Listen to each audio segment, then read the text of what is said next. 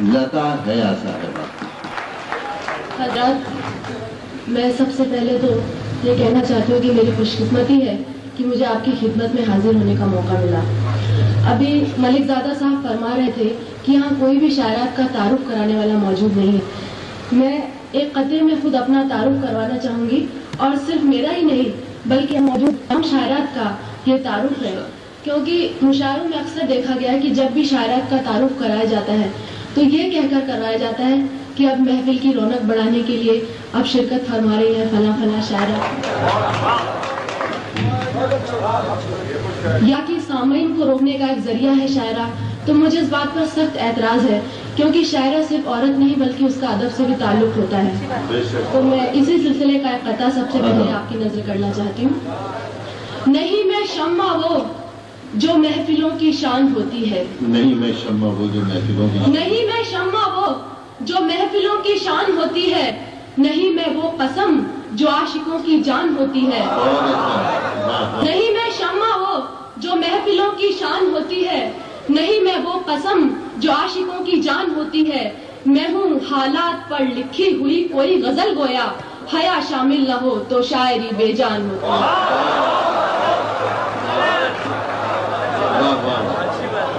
نہیں میں شمع وہ جو محفلوں کی شان ہوتی ہے، نہیں میں وہ قسم جو عاشقوں کی جان ہوتی ہے، میں ہوں حالات پر لکھی ہوئی کوئی غزل گویا، حیا شامل نہ ہو تو شاعری بے جان ہوتی ہے۔ اور حضرات، میرا تعارف اکثر یہ کہہ کر بھی کروایا جاتا ہے کہ اب ہم جس شاعرہ کو نمائندگی کرنے کے لیے یہاں پہ بلا رہے ہیں ان کا اردو زبان سے کوئی تعلق نہیں ہے، لیکن پھر بھی وہ ایک غیر زبان کی نمائندگی کر رہی ہیں۔ اس پہ میں یہ کہنا چاہوں گی کہ زبان ہندو یا مسلمان کی نہیں ہوتی، زبان عورت یا آدمی کی نہیں ہوتی، زبان غریب یا امیر کی نہیں ہوتی، زبان ہر اس شخص کی ہے جو زبان کی خوبصورتی کا قائل ہو، اس کے مرم کو سمجھتا ہو اور ادب پسند ہو۔ اور اس لیے اردو زبان کی خوبصورتی سے میرا خیال ہے کسی کو بھی اعتراض نہیں ہوگا، اس لیے اردو زبان میری زبان ہے۔ اور میں سب سے پہلے اور اس لیے حضرات، میں یہ کہتے ہوئے کہ اردو میری زبان ہے اور میں اس کی نمائندگی کرتے ہوئے بہت فخر محسوس کرتی ہوں، اردو سے متعلق ایک قطعہ آپ کی نظر کر رہی ہوں۔ 4 صدیوں پہلے آیا ایک انوکھا انقلاب، 4 صدیوں پہلے آیا ایک انوکھا انقلاب، 4 صدیوں پہلے آیا ایک انوکھا انقلاب، محفل فطرت میں ایک ہنگامہ ہرسوں ہو گیا، چاندنی شبنم شفق نکھت تجلی کے کشاں،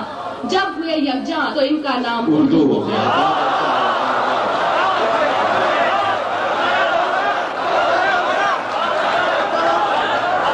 4 صدیوں پہلے آیا ایک انوکھا انقلاب، محفل فطرت میں ایک ہنگامہ ہرسوں ہو گیا، چاندنی شبنم شفق نکھت تجلی کہکشاں، جب ہوئے یکجاں تو ان کا نام اردو ہو گیا۔ اور حضرات، ایک قطعہ آج کے حالات سے متعلق، جیسا کہ ہم دیکھ رہے ہیں کہ چند فرقہ پرست لوگ ہمارے ملک کو تقسیم کرنے میں جٹے ہوئے ہیں، ہمیں یہ احساس کرانا چاہتے ہیں کہ میں مسلمان ہوں اور یہ ہندو۔ اسی سلسلے کا ایک قطعہ میں آپ کی نظر کر رہی ہوں کہ اے کاش اپنے ملک میں ایسی فضا بنے، اے کاش اپنے حضرات یہ قطعہ سنے، بہت کام، اے کاش اپنے ملک میں ایسی فضا بنے، مندر جلے تو رنج مسلمان کو بھی ہو، اے کاش اپنے ملک میں ایسی فضا بنے، مندر جلے تو رنج مسلمان کو بھی ہو،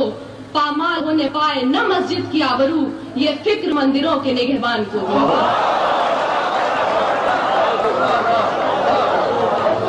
اے کاش اپنے ملک میں ایسی فضا بنے، مندر جلے تو رنج مسلمان کو بھی ہو، پامال ہونے پائے نہ مسجد کی آبرو، یہ فکر مندروں کے نگہبان کو بھی ہو۔ اور حضرات، آج کے حالات میں ہمارے جذبات کب مجروح ہو جائے، ہمارے ریشوں میں کب درار پڑ جائے، کچھ کہا نہیں جا سکتا، اور حیران کھڑے دیکھتے رہ جاتے ہیں ہم۔ اس سلسلے کا ایک قطعہ، کبھی مجروح اب تم میرے احساسات کرتے ہو، کبھی مجروح اب تم میرے احساسات کرتے ہو،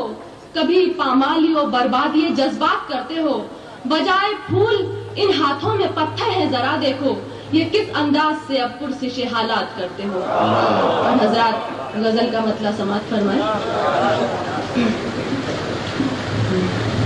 جہاں جہاں دکھائی دیتا ہے،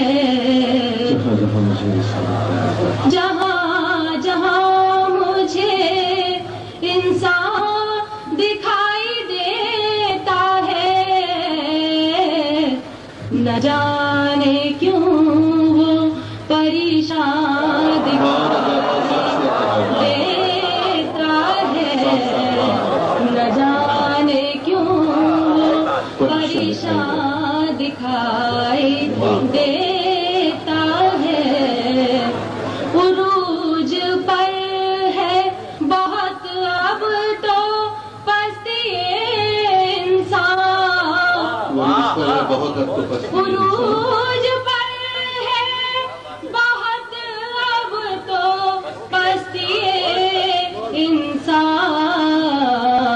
گناہ کر کے بھی نازاں دکھاتا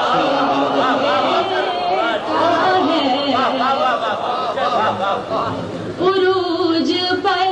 ہے بہت اب تو پستی انسان، گناہ کر کے بھی نازاں دکھائی دیتا ہے، یہ کیسا گلشن دنیا میں انقلاب آیا، یہ کیسا گلشن دنیا میں انقلاب آیا، کہ جو چمن ہے وہ ویران دکھائی دیتا ہے۔ اس شعر پہ خاص طور سے آپ کی توجہ چاہوں گی۔ کبھی جفاؤں کا شکوہ نہیں کیا میں نے، کبھی جفاؤں کا شکوہ کبھی جفاؤں کا شکوہ نہیں کیا میں نے، وہ بے سبب ہی پشیمان دکھائی کبھی جفاؤں کا شکوہ نہیں کیا میں نے، وہ بے سبب ہی پشیمان دکھائی دیتا ہے۔ اور غزل کا آخری شعر، یہ انتہائی جنوں ہے کہ راہ منزل میں، یہ انتہائی جنوں ہے کہ راہ منزل میں، خود اپنا سایہ نگہباں دکھائی دیتا ہے۔ اور غزل کا مقطع سماعت فرمائیں۔ اڑا رہا تھا یہی تو حیا مذاق وفا، اڑا رہا تھا یہی تو حیا مذاق وفا، جو آج سر